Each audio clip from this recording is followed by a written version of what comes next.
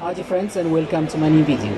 Last time we started talking about questioning techniques, and we discussed how to make a match between the type of question and the purpose for which we asked this question. Today we will talk about practical tips. We will talk about some issues or some practices that we as teachers do unconsciously sometimes, which tend to affect interaction, which tend to affect learning, or as Grabner says, kill interaction. Now I will show you an exchange between a teacher and students, and I want you to think what kind of issues does this teacher have in questioning techniques. Pause, think, and replay. Okay? Now, it's clear from the exchange that students have been reading, and now it's time for feedback. Of course, they have been reading and doing a task while reading task. Now, the teacher has decided to do an open class feedback, and here is the first problem. The first issue here is that between reading and doing a while reading task and an open class feedback, there is a missing stage here, which is pair check. After students do a task, and before nominating them to answer in an open class, you need to ask them to compare their answers in pairs. Why? There are three advantages here. One, students help each other.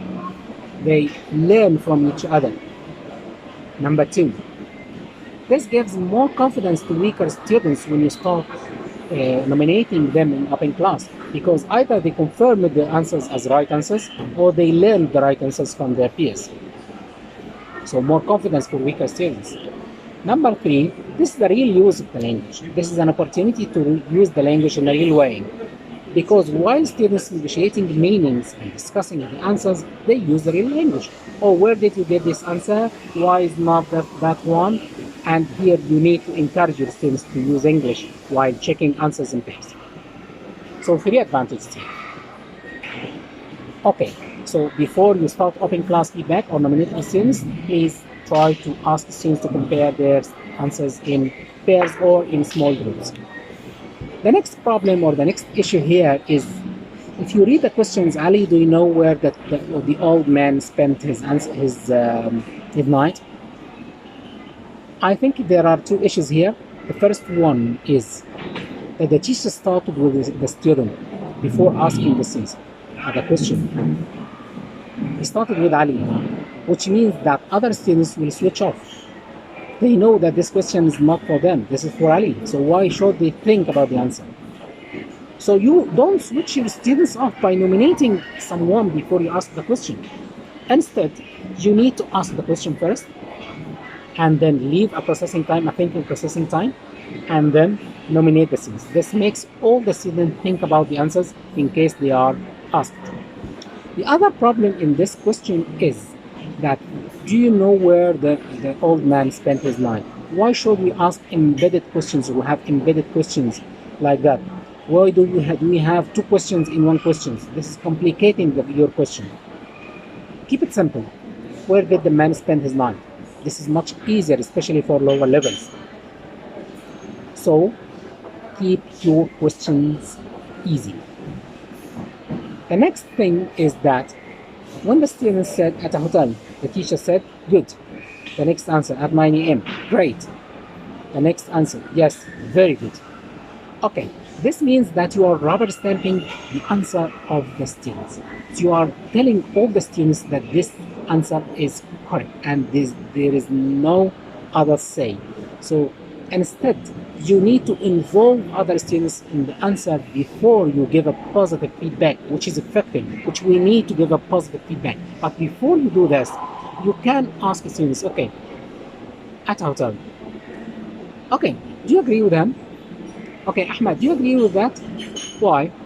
So involve more students in the answer. This provides more opportunities for learning, more opportunities for interaction and negotiating the meaning.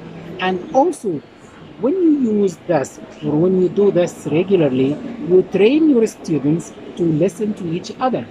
A common problem that we have in our classrooms is that when someone answers, other students are doing something else, maybe preparing for the next question, or maybe talking, or maybe just silent and passive. But when they are used to this technique, they they will have to listen to each other, because you will ask them, yeah, they or not. Okay, so this is another problem.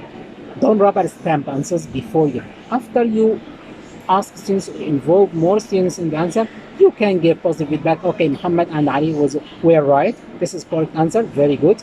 But of course, don't mention those who gave wrong answers. Don't mention their names.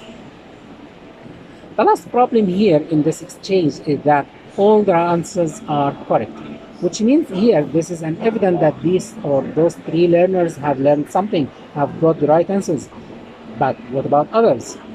When you ask questions, you need to vary the levels of the students who you nominate, because you need to know who got the answers and who didn't, who are still suffering.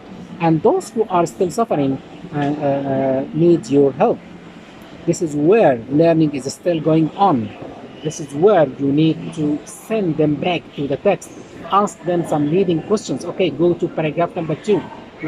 Did the man sleep in his home? Okay. After that, where did he go? So these are some leading questions. Now go to the text and check this. Sending them back, directing them, leading them with these guiding questions makes or means that you are helping them to learn. So now these are the issues of this exchange of this teacher. Now let's wrap them up together. Number 1, before an open class feedback, or between the task and the open class feedback, give time for students to compare answers. Number 2, don't nominate students before asking the questions. Ask the question first, give a thinking processing time, then ask or nominate. Next one, don't rubber stamp answers before involving more students in his answer. Do you agree or not? Why? The last one, don't search for right answers, search for learning. Vary the levels you ask in your classroom. Make sure that all students are involved, and those who didn't or haven't got the right answers, direct them back, lead them to the right answers, help them learn. Okay, so now we have come to the end of the video. Thank you so much for watching, and meet you next time. Thank you.